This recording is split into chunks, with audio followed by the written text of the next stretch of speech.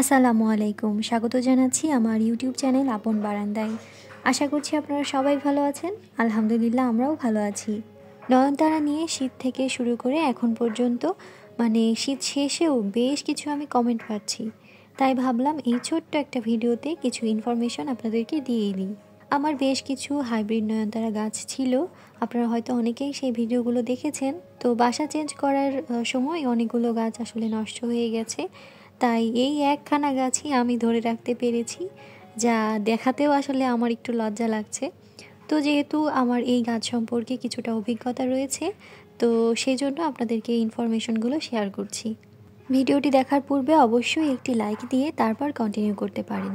নয়নতারা hybrid হোক অথবা দেশি হোক, সারা বছরই কিন্তু এরা টুকটাক ফুল দেয়। শীতের শেষে গরমকালে কিন্তু একটু বেশি ফুল দেয়।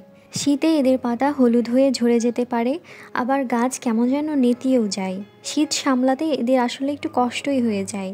তাই শীতের এই ধকল সামলে যখন গরমকাল আসতে শুরু করে, তখনই প্রয়োজন হলে রিপোর্টিং করে দিবেন। পুরনো মাটি বদলে নতুন মাটি অ্যাড করে দিবেন, আর সাথে অবশ্যই জৈব সার দিতে হবে। গাছ যদি ছাঁটাই করার প্রয়োজন হয় তাহলে শুকনো এবং নেতিয়ে পড়া পাতলা ডালগুলো ছেটে দিতে পারেন।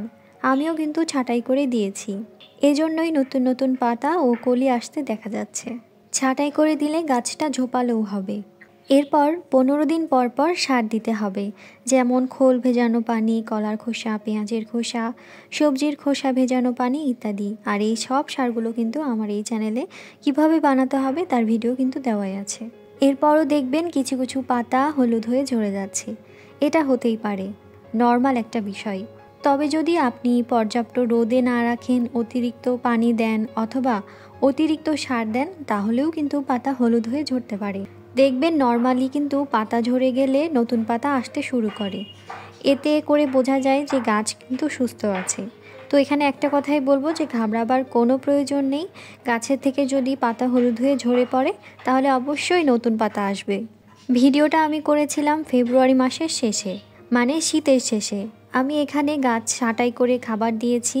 আরেকটা গুরুত্বপূর্ণ কথা, তা হলো ভুলেও এই গাছ বৃষ্টিতে ভেজাবেন না। বৃষ্টিতে ভিজলে এই গাছের কিন্তু গোড়া পচে যায়।